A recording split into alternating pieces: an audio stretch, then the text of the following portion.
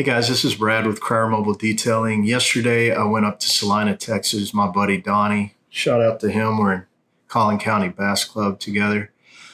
He has a 2001 Bass Cat Cougar, and it was in pretty bad shape. The gel coat was oxidized real bad. So I did a 3000 grit sandpaper on it, which was all I had. So I had to make it work, but it worked really well. And then I followed that up with a Rupes.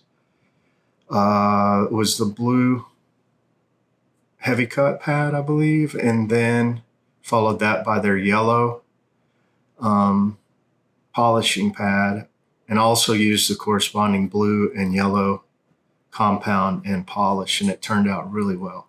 It took me about 10 hours and really kicked my behind. I think I got heat exhaustion because I did two details back to back the day before, and it's been really hot here in Dallas area.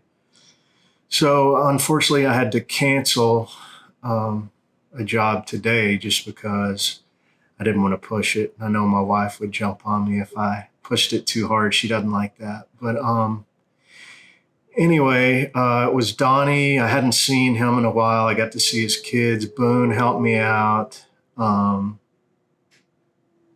Graham helped me.